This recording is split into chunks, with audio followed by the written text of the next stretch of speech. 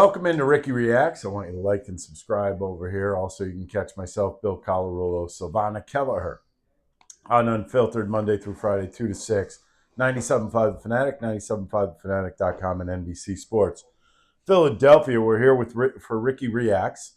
This is where Dylan just asked me questions all over the joint. Might not know the answers. We'll see how this works out. Go ahead, Dylan, kick us off. Okay, so the NBA returned last night, and there was a return of NBA on NBC, which meant the return of Roundball Rock. What other sports themes do you want to make a comeback? Wow. I think Monday Night Football should carry Underwood. Get rid of the that music and go back to the old open. The bum, bum, bum, bum, bum, bum, just that. It fires everybody up. It gets everybody going. I don't know if I need to listen to Carrie Underwood sing a song. It doesn't do anything for me, to be completely honest with you. I need to be fired up to watch a little NFL football on a Monday night, especially when a lot of the games suck on Monday night. So, I mean, to me, that's one of the songs that was iconic, and they should get back to it. The other one, they should bring back This Week in Baseball. There was nothing better than the beginning of that show. Mel Allen was the guy that used to do it. He used to narrate it. But the song at the beginning always got you ready to watch that show. I mean, it was just one of those songs that was always will be at the top of the list for baseball. And for it to be just gone and disappear, I think it's pretty sad. So I would say those two songs would be number one. And bring back the Hartford Whalers and the Brass Bonanza.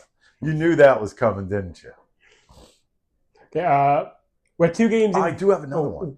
The Houston Oilers used to have a song, and they used to always play it before the games. It was the Love Ya Blue song, and it was awesome. It was one of those country type, folk type songs, and it was pretty cool. But Houston Oilers, in the song it says Houston Oilers number one. They were never number one, that's for sure. There were 2 games in the NBA season, and we already saw the refs make a big mistake last night when Kevin Durant tried to call a timeout. They didn't have a timeout, and there was a big confusion at the end of the first overtime. Which league has the worst refs/umpires? I have to go with NFL. The reason why I'm going to say NFL is because you watch an NFL game, let's face it, you could call a penalty almost every single play. Somebody's holding on every play. There's pass interference on every play. And it's like pick and choose what you want to throw. Or is it blatant enough? I mean, rules are rules. Just throw the flag when there's a penalty. But if you do that in football, there will be a flag on every single play. There's constant things going on in football. I think the spot of the ball, that just blows my mind sometimes. You're watching on TV and you're like, this guy missed it by like a yard. I mean, how does that even happen? These guys, I mean, they should just do everything electronically now. Everything by computer. Spot the ball by computer. I know they do that now, but it's after they spot the ball. I don't know. I just think the NFL, there's so many different things that you can call. That and home plate calling balls and strikes has been pretty pathetic. And even with the box, I think a lot of people think the box is the end-all, be-all in baseball, and it's not. Because unless it's specifically designed for that hitter, the box should be different. If you look at the box, you look at Aaron Judge, he has the same box that Volpe's getting. That doesn't make any sense to me. I mean, look at the size of these guys. You literally would have to get their dimensions, stand them up at home plate in spring training, and make the box there. That's how it's got to be done. And I know they're going to go to this ABS thing. I mean, I wonder if they do that, because I'll tell you right now, the box, it comes from Major League Baseball, but that doesn't mean it's right on target every time. And it stirs up the fan base. And these umpires, I mean, come on. I know Angel Hernandez is no longer umping, but just all you have to do is think about his calls, period. Which sport has the best opening day/opening night? It's got to be baseball. Has to be baseball. I mean, think of it's definitely not hockey. I mean, opening nights have come. I was at the Flyers opening night, and it's basically introduce the players, play the game. That's it. And I mean, to me, there's no pageantry involved. I think Major League Baseball, you have everything going on in the field. You introduce everybody up and down the third base and first base foul lines. I think that's pretty awesome. And I mean, just like tailgating for baseball on a opening day is something special. Maybe I'm a little biased. I obviously played the game, but I just think the turnout for that game is, and the enthusiasm, and everybody has a chance on the first day of the season, is second to none. You think about football, they don't really do that much for football.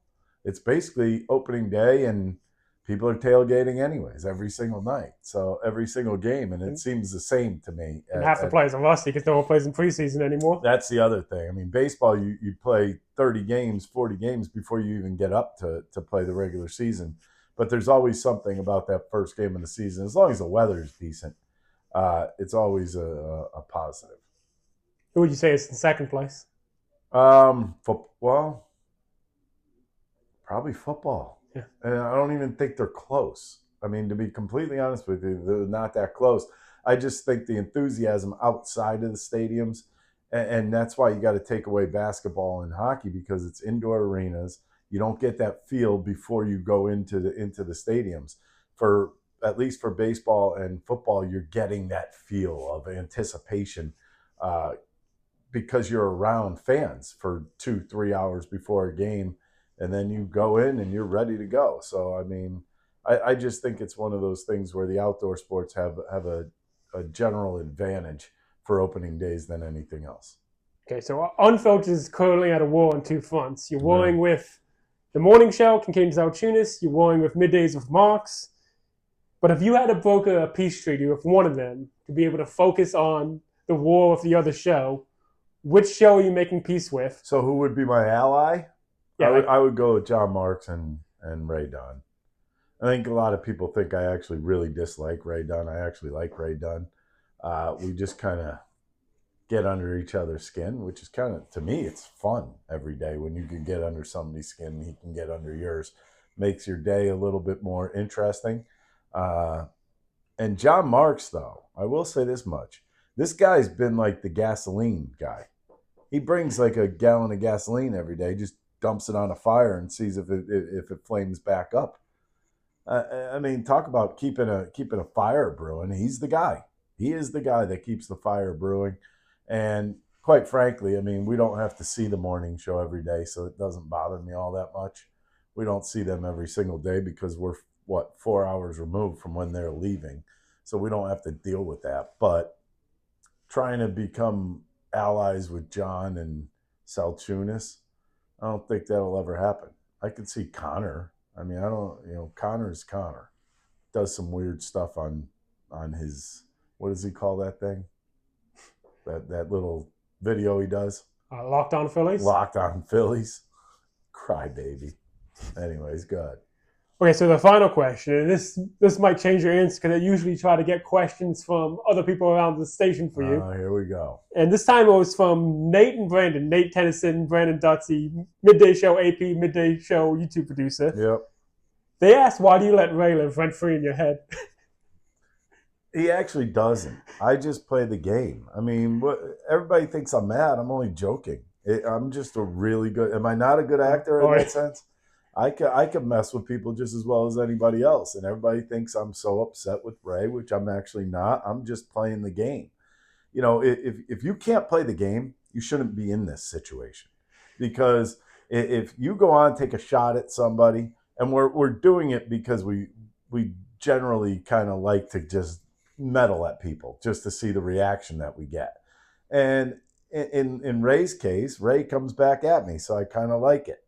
You know, on other cases, they come back at you and get personal, as Bill is finding out right now, because Bill's the one that seems to be in a lot more hot water than I am.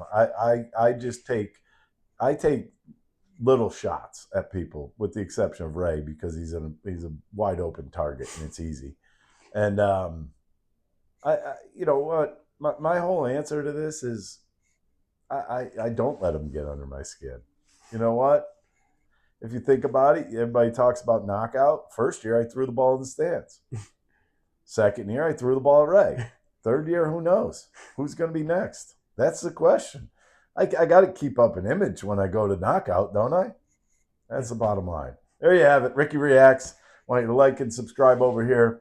Also, catch myself, Bill Colarulo, Savannah Keller on Unfiltered, 2 to 6, Monday through Friday, 97.5 The Fanatic, 97.5thefanatic.com, and NBC Sports, Philadelphia. Thanks for watching Unfiltered on YouTube. You could like and subscribe down here. You could also see our other shows over here. Go ahead and watch them all. We love when you watch. The one thing, hey, you could also catch us on 97.5 The Fanatic, 97.5thefanatic.com, and NBC Sports Philadelphia. See you there.